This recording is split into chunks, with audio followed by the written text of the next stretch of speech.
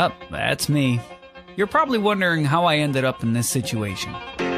It all started when a gay stripper joined the Los Angeles Dodgers 10 years ago. His name is Kike Hernandez, and I think the Dodgers being so open to anyone joining their team really made people follow suit. In the years since, they've added many different types of people to this franchise. Pro bowler Mookie Betts, SoundCloud rapper Blake Snell, Oscar award-winning Tyler Glasnow, a Ken Barbie doll, an anime superhero. They have a Blasian manager. I mean, this team has everything you could possibly think of. They even have a damn priest. Blake Trinan keeps a Bible in his locker. What other team has a gay stripper and priest on the same side fighting for a common goal? Jesus would love this team. But then you have the Blue Jays, a team nobody, and I mean nobody, thought would even sniff the playoffs before this season. Nobody in Canada thought that would I mean, no, what they were thinking about was hockey. Well, it turns out we're all ignorant assholes, and the men who built this damn team, the front office led by Ben Shapiro and Timu Jim Gaffigan, they were right. It started with giving Vladdy Jr. $500 million, and everything took off from there. They go from a last place team to winning their division over the Yankees, telling Aaron Judge to go campaign for Zoran Mamdani. Your services are no longer needed on a baseball field, before blue balling Seattle, a team that's never seen a World Series in its existence, a team that had a 2-0 and 3-2 series lead on them. They could almost taste the World Series. George Springer and the Jays told them to taste this ass and go home. I mean, I think there was only one predictable outcome of this World Series. The fact that it wasn't going to be a quickie. Like, this wasn't ending in a sweep for either team, or 5 games or something. Now, did anyone think it would feature the most innings ever? Like, literally a record that, thanks to the 18-inning Game 3, would be broken by the 7th inning of Game 7? No, of course not. But even just games 1 through 6, wild. The back and forth, Game 3 being old enough to scare a pedophile, Ye the Savage, who started the season in single A, carving up the Dodgers like they're a bunch of Make-A-Wish patients, Yoshinobu Yamamoto, a Pilates instructor, throwing a complete game in Game 2, warming up in that Game 3, and then pitching another solid 6 innings in Game 6. Then a wall becomes controversial. Classic 2025 society, a wall has people all offended. Then Kike does something Aaron Judge can only dream of to end this game. I mean, just these games on its own, no matter what happened in Game 7, this was already one of the greatest World Series of all time. So thank you for being here, whether you're part of the 208,000+ subscribers or not, and if you haven't joined those 49% elite humans, consider hitting that button if you like the videos, as I was so ready for Game 7. I'm pretty sure we all were, but I mean, I was so ready you could call me SpongeBob, I'm ready.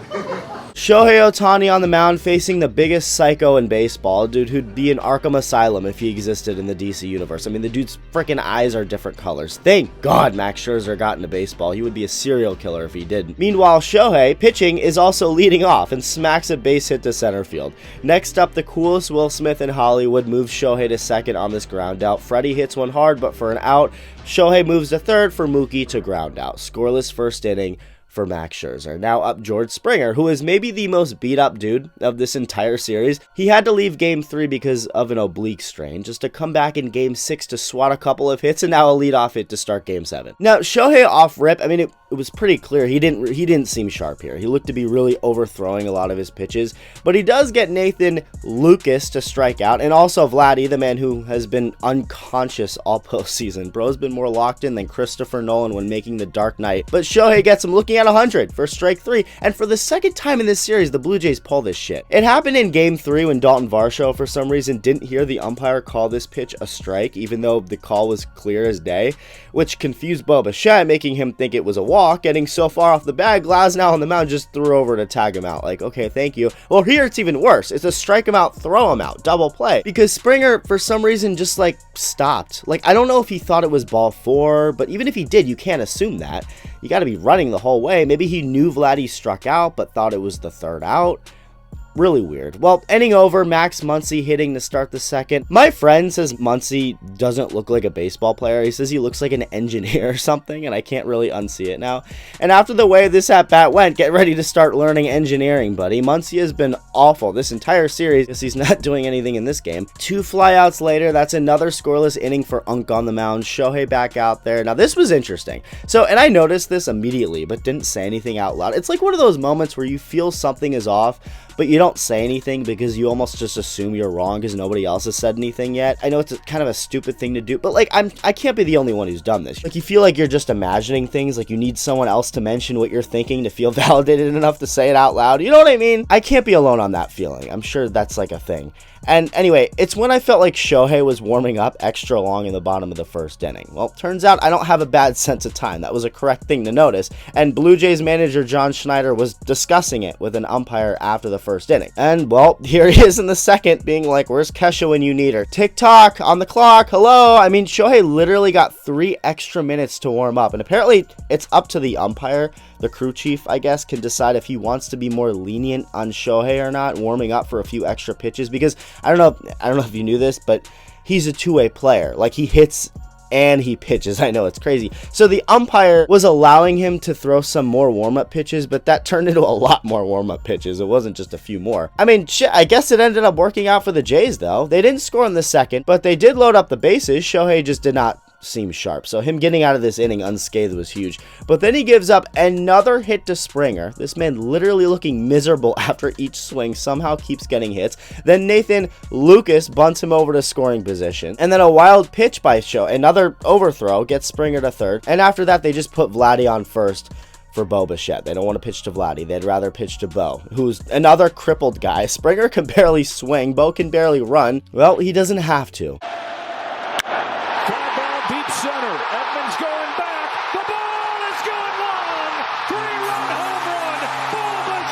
I'm thinking this ballpark is about to collapse in on itself. Out goes Shohei. In comes Justin Robleski to get some outs. He immediately gives up a base hit and a hard hit ball to Alejandro Kirk, but it's caught, and Dalton Varsho follows that up with a strikeout. Time for the coolest Will Smith in Hollywood to slap the first pitch he sees for a double to kick off the fourth. Then Freddie Freeman knocks a ball in the right, so hold on.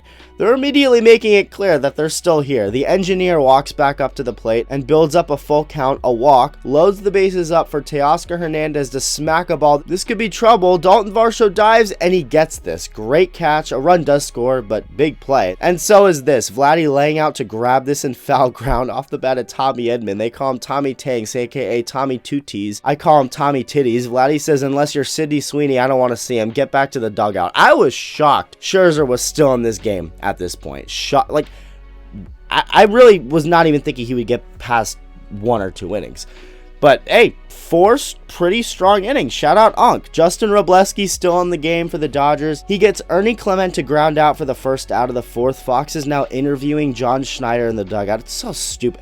I really don't know why they do these in-game interviews. Like, there is never once, at least to me, there has never once been something said by a player or manager or coach in the dugout that made me go, holy shit, oh my god, my life will never be the same after hearing that. Like, what's the point? They gotta put me in the dugout. I'll be asking Kike his favorite move on the pole, Blake Trinan his favorite Bible verse, and Tyler Glasnow his favorite movie role. I'd be asking the real questions America needs to hear. Canada too. Japan too. Everywhere in the world. The world needs more iTALK. Andres Jimenez up at the plate. First pitch high and in for ball 1. Second pitch on the corner for a strike. Then another pitch in that same spot, but it's a slider. So great pitch decisions so far. He fouls it away. 1-2 count. Robleski has him right where he wants him. Goes back up a day with the fastball, and Jimenez this time looks like he was trying to get hit in the hand.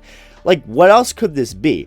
Well, Robleski goes back up and does hit him this time in the hand. Jimenez is immediately pissed. He's like, throw it over the plate. Robleski puts his hands up like, I'm not trying to hit you. Well, here we go. This got tense. Bench is clear. Everyone's running out. Everyone's on edge. One of the first things I noticed was Mookie standing on his own at shortstop. Like, come on. Can't we all just get along? Mookie may be the friendliest dude in sports. I mean, every time an opposing player is at second base, he's chopping it up with them like he's known them for years. I'm convinced the Grand Wizard of the Ku Klux Klan could walk out to second base, full on maxed out in his robes and everything, and Mookie would become friends with him. He would invite him on his podcast. They'd be on each other's Christmas card list within 5 minutes. Well, this settles down relatively quickly. No real fight actually happens. The bullpens run out for nothing.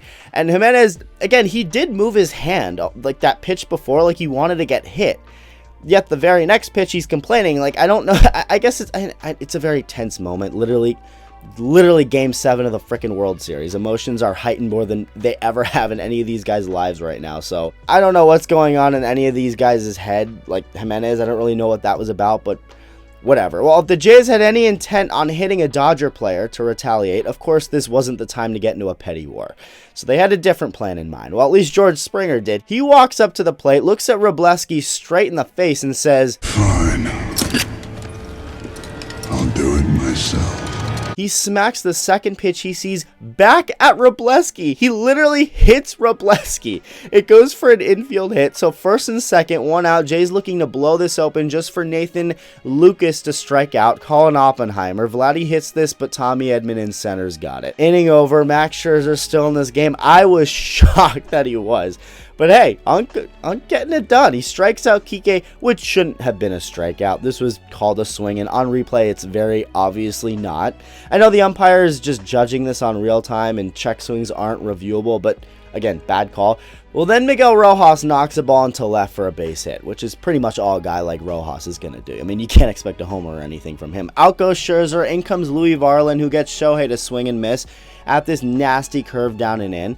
So he says, let me do that again. Shohei's like, bitch, I'm ready for it. Fool me once, fool me twice, except it was only once. Base hit to right, but 2 harmless fly balls to Dalton Varsho end the threat. Dodgers don't score. Glasnow still in the game. He throws a shutout inning. Other than this Alejandro Kirk single, which was impressive. Like, you're down 0-2 in the count. How do you hit this curveball? Well, he does, but other than that, it's a shutout inning. Still 3-1, and the Dodgers put together another rally in the 6th. Mookie Betts, leadoff walk. Max Muncy, base hit. Okay, wait a minute. I did say it looked like he was cooked, Muncy, after that first at-bat when he struck out, but to this point, he had now since walked and then a hit now. He's obviously, he's not going to hit some bomb or something. You can't expect that. But this will do. And so will this. Tommy Titty sack fly. Mookie comes home. It's a 1-run game. And then Kike, base hit. But after him, Miguel Rojas, again, he's not doing anything. The most he can do is a single, but he already got his single earlier. He's not doing that again. Best he's got is this weak ground ball. Inning over. Jay's still up 3-2. Andres Jimenez says, nah, 4-2. After Ernie Clement leads off with a base hit and steals second, Jimenez gets the crowd going nuclear off Oppenheimer.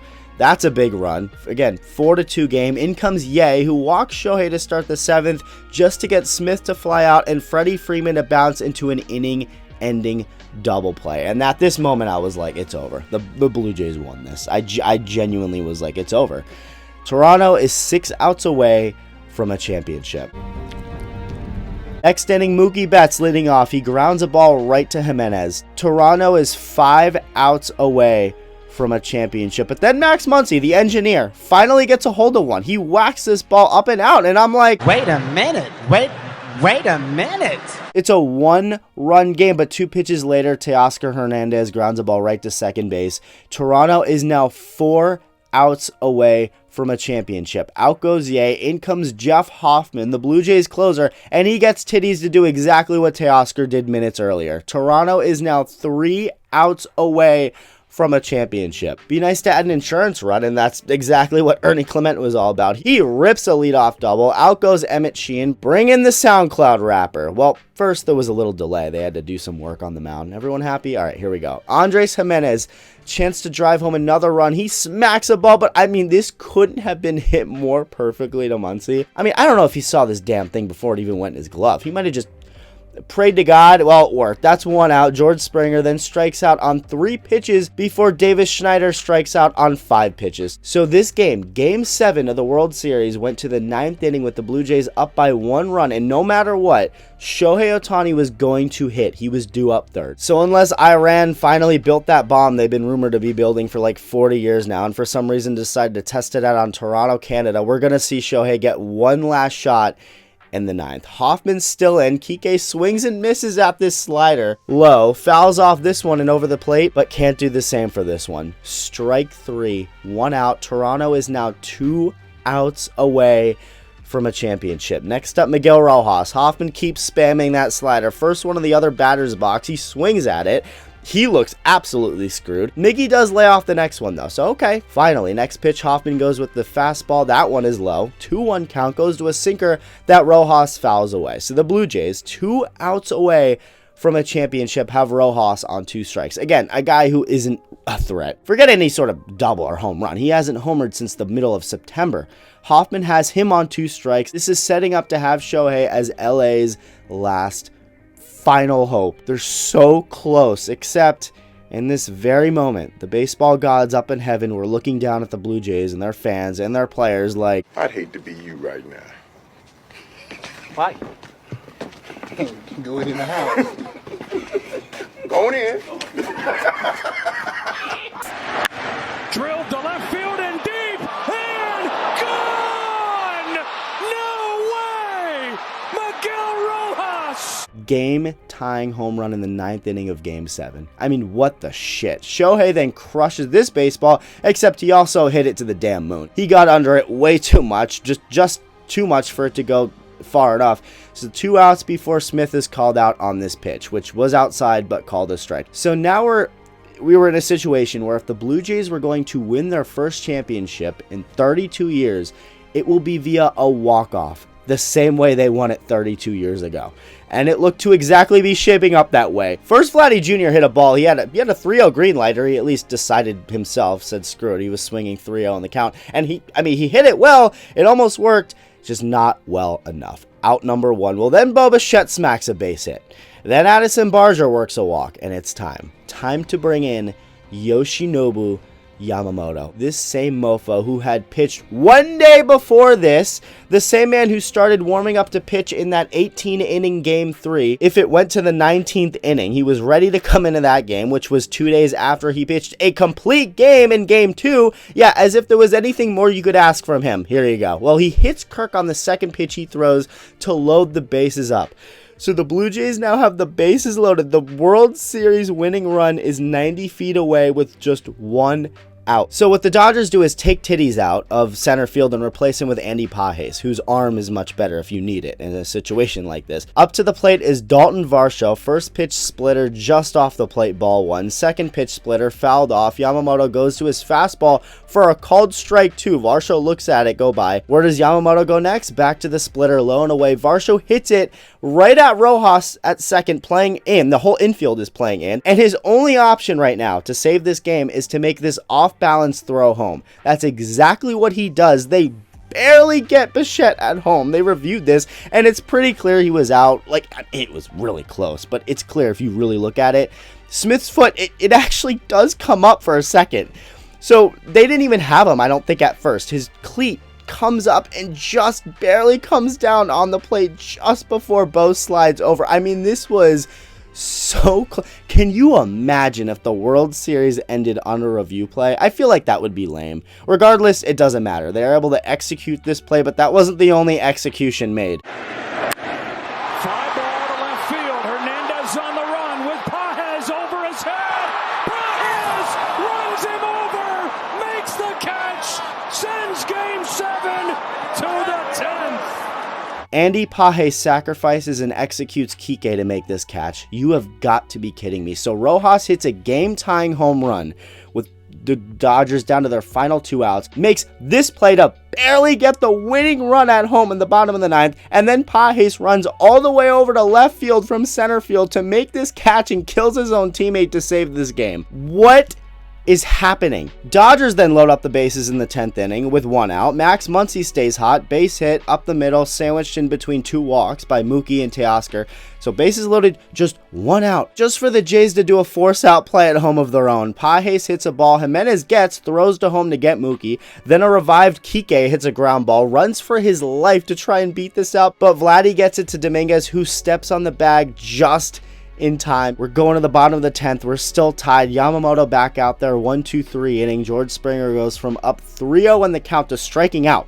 Off to the 11th we go. I mean, at this point, this game didn't need to be over for me to confidently say it was the greatest Game 7 of all time and the greatest World Series of all time overall. Like, come on. Everything leading up to this game, everything leading up to the 9th inning, which ended up being the most ridiculous 9th inning ever. I don't even know if that's an argument to be had. Like, if Christopher Nolan, Steven Spielberg, Quentin Tarantino, and Martin Scorsese had a freaking baby, that person would still not be able to write and direct a film this insane. I mean, even Caitlin freaking Clark was tweeting about this game. Lots of other non-baseball related people too. I mean, this was insane. This to me was already the best World Series ever. Anything else was a cherry on top. The best.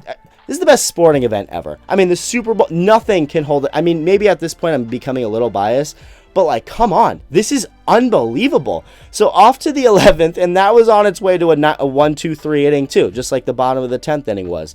The coolest Bieber in Canada in for the Jays. Rojas grounds out on the second pitch he sees, and then Shohei on the first pitch he sees. Bam, harmless little grounder right at second. That's 2 up, 2 down, just like that. So you got Ohtani out. That's like big relief from the crowd. Well, up comes the coolest Will Smith in Hollywood to take on the coolest Bieber in Canada. Bieber throws 2 breaking balls low and away for balls 1 and 2, flips one in to get strike 1, and Smith hits a high fly ball to deep left field. It's got a chance. It is gone. It's Will Smith in Game 7.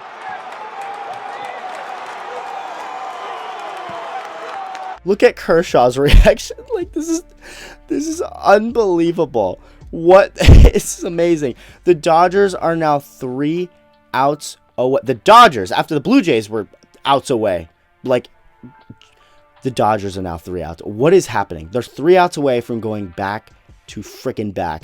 Yamamoto's still in, and Vladdy greets him with a ball hit in the left for a double. He's fired up. He's not ready for this to end, or he is, but not in a loss. If you thought this would be easy, sit down, hold on to something tight. Up next, Isaiah Kiner-Falefa puts down a good bunt. Yamamoto, nice play to throw him out, but now the tying run is 90 feet away. Addison Barger doesn't get one good pitch to hit, so he takes his base. So there's now runners on the corners with 1 out, and up comes Alejandro Kirk, a man who up to this point had 2 hits in this game, many hits throughout this series. He's very good at making contact. It's hard to strike him out. All he has to do is put a ball in the air deep enough, and this game is tied. With his speed, or lack of it, he's basically the real-life Reverse Flash. Alejandro Kirk may be the slowest person to ever roam the earth. It's pretty cool we get to exist in the same timeline as him, but what that means for the Blue Jays is there's one thing he absolutely cannot do in this situation, and that's hit a ground ball right at someone. I mean, preferably don't hit a ground ball at all.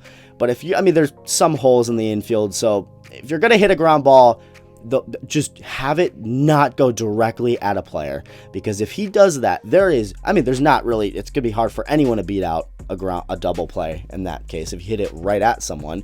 But since you're Alejandro Kirk, there is no shot he's beating out a double play. Well, he takes a move out of Adam and Eve's playbook and does exactly what he's told not to. Bounces one up the middle, bats to the back, over to first to beat the champ. You gotta knock him out. The Dodgers stand tall and win back-to-back titles. First off, I can't even fathom the pain I would feel if I were a Blue Jays fan.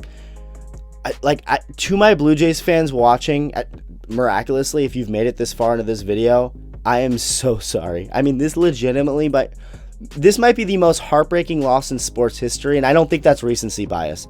First, they were 2 outs away from winning before Rojas tied it.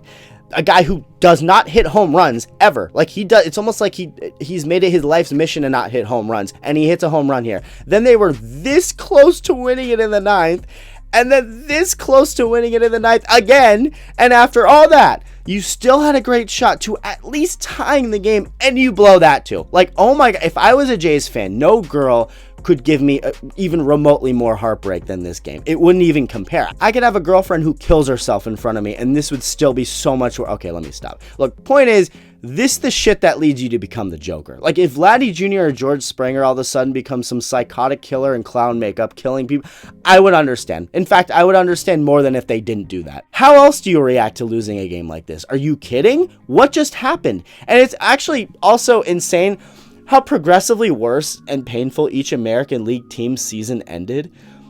Like, this shit goes deep. Stick with me here for a second. The Cleveland Guardians completed the greatest comeback in baseball history to win their division over Detroit, just to lose to Detroit in the wild card series at home.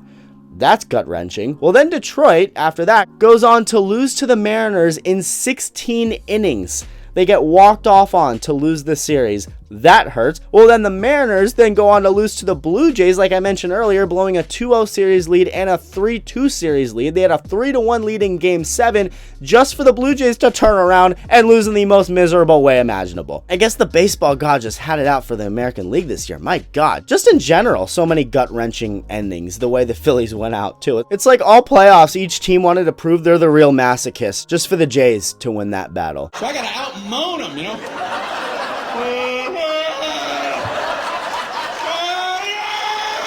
Quit moaning, we're all hurting. Oh, I am so sorry, Blue Jays fans. And if you're a Dodgers fan, holy shit, man. I know nobody's gonna feel for them ever, but their fans have been put through so much stress this year. I mean, on the flip side, imagine like the heartbreak from a Blue Jays perspective. Imagine the roller coaster going on inside as a Dodger fan as all of this was unfolding.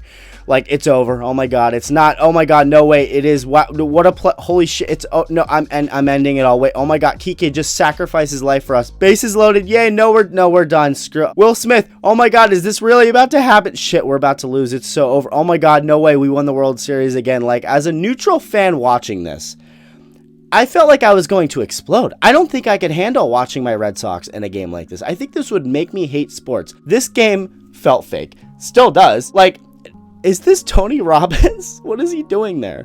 Katy Perry also tweeted out "Go Dodgers" when she's literally currently dating the former Prime Minister of Canada. Like, what is going on? This is all going to feel fake for a very long time, but it's real. The Dodgers have gone back-to-back as champions, the first team to do that since the Yankees in the late 90s, early 2000s. Clayton Kershaw goes out a winner.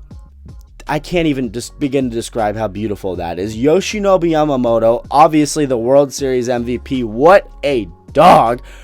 Oh my God. Yamamoto's the GOAT! He's the GOAT! Yama's the GOAT! Dave Roberts, back-to-back champs. I do have to quickly, I want to send my thoughts and prayers out to the Vesia family. Alex Vesia, one of the Dodgers relievers, he left the team before the World Series started because of what was described a deeply personal matter. And it's pretty clear what happened if you look into it. I'm not going to mention it other than I'm just sending my thoughts over to him and his wife at this time. Hopefully this World Series win can provide at least some sort of sliver of happiness. I just wanted to put that out there. But Mookie Betts now has 4 rings. Not bad for a guy who baseball is just his little cute hobby, being a full-time bowler. Then you had Snell and Glasnow, both also teammates on the Rays in 2020, a team that lost to the Dodgers in the World Series.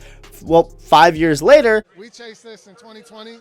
We lost to it. Oh, yeah. And now we on this team. I know. It's incredible. Welcome to the you can't beat it. Join them, baby.